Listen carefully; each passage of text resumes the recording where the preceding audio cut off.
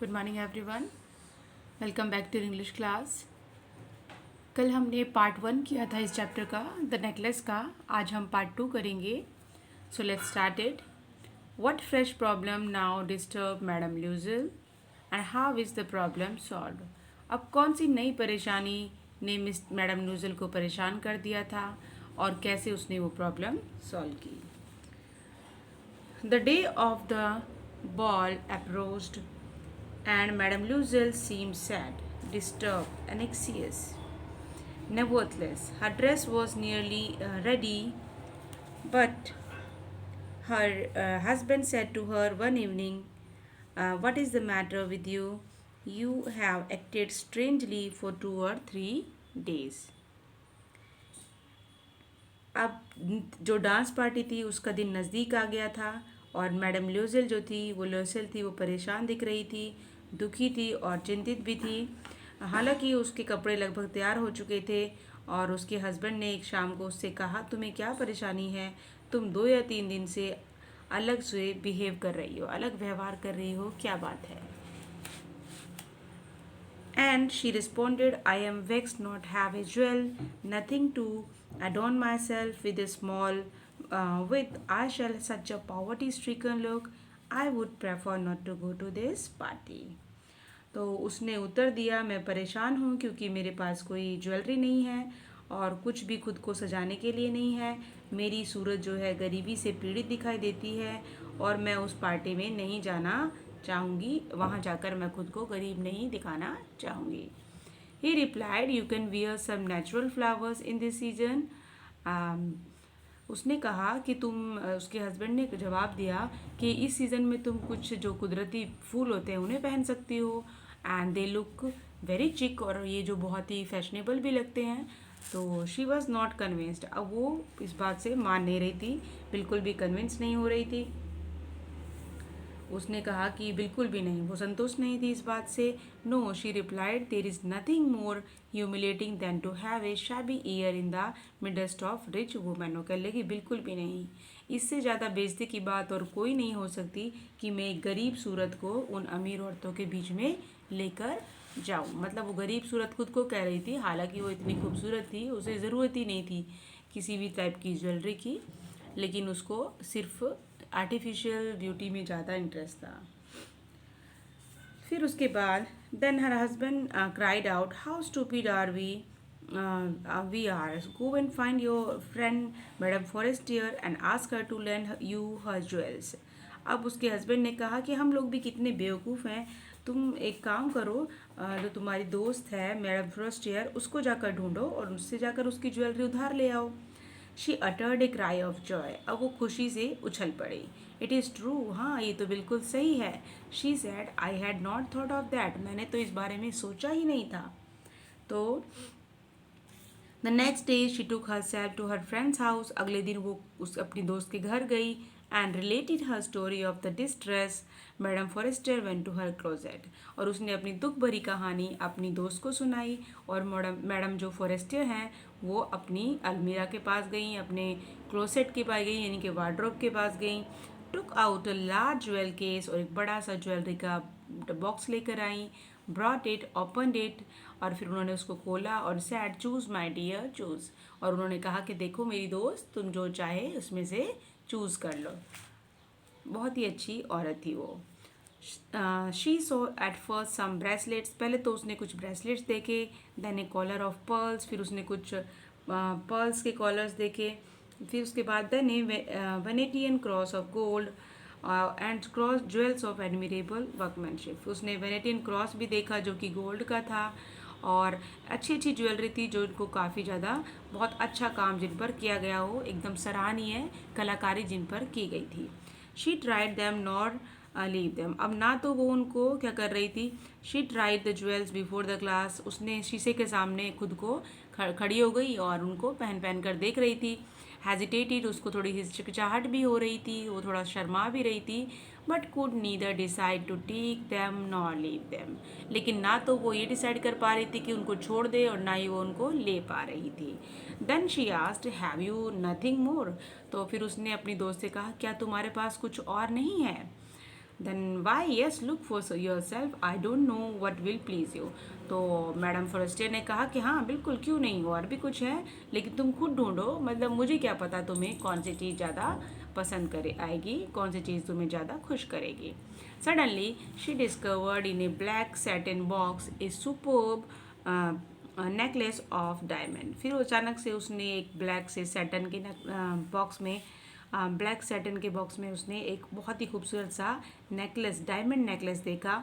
Her hands trembled as she took it out. अब उसके हाथ काँप रहे थे जब उसने वो उस हीरे के हार को उठा रही थी। क्यों? क्योंकि ज़िंदगी में उसने कभी भी इतना कीमती हीरे का हार नहीं देखा था। She placed it about her throat against her dress. और फिर उसने अपने गले पे लगा के देखा, उसको अपने ड्रेस से मैच करके देखा, तो बिल्कुल मैच हो रहा था। एंड शी वॉज एस्टैटिक, और वो बहुत ज़्यादा खुश हो गई थी।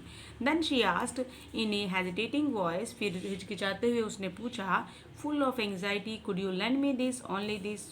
Y yes certainly.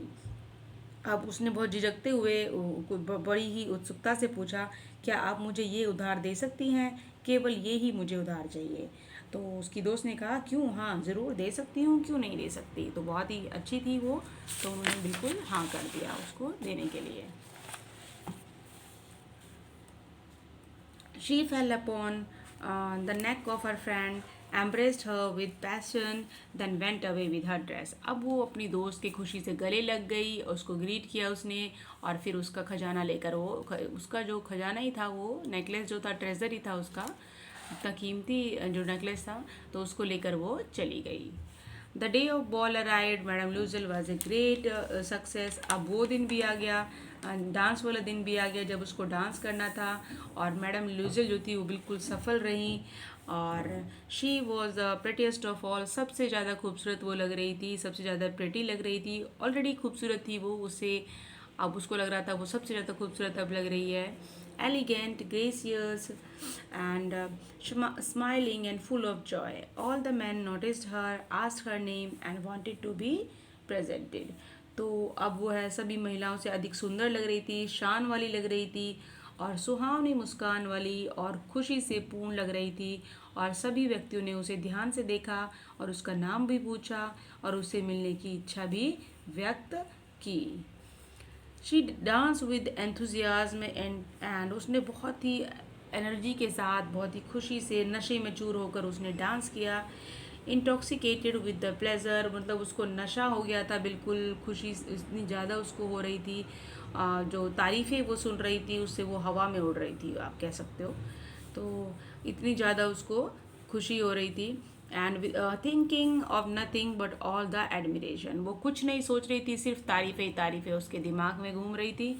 This victory so complete and sweet to her heart, और ये जो उसको जो उसकी जीत थी, ये बहुत पूरी तरह से उसके लिए कंप्लीट थी, पूर्ण थी, और बहुत ज़्यादा खूबसूरत और मीठी थी, सुहावनी थी।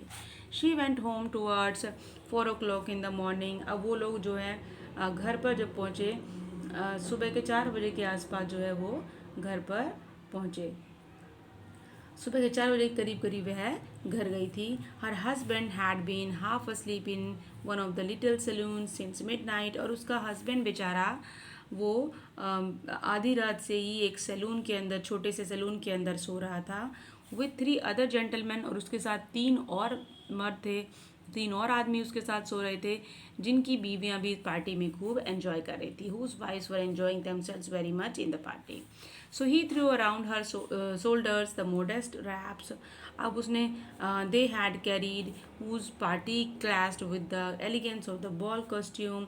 She wished to hurry away in order not to notice by the other women who were wrapping themselves in rich furs. अब उसने वो लज्जा से भरे कपड़े, वो शर्म से भरे वाले कपड़े उसके कंधों पर रख दिए, यानी कि वो जो शॉल थी उनके पास, उससे वो उसको रैप कर रहा था उसका हस्बैंड, लेकिन उसको वो शर्म आ रही थी उस शॉल से, क्योंकि बाकी लेडीज़ ने फ़र पहनी हुई थी, महंगी वाली फ़र पहनी हुई थी, क्योंकि सब लोग अमीर घर से थी। तो वो शर्म आ रही थी उसको कि कहीं उसकी ये जो गरीबी वाली शॉल है ये उसकी गरीबी ना दिखा दे, इसलिए वो जल्दी से वहाँ से चली जाना चाहती थी, अमीर औरतों की नज़रों में नहीं आना चाहती थी।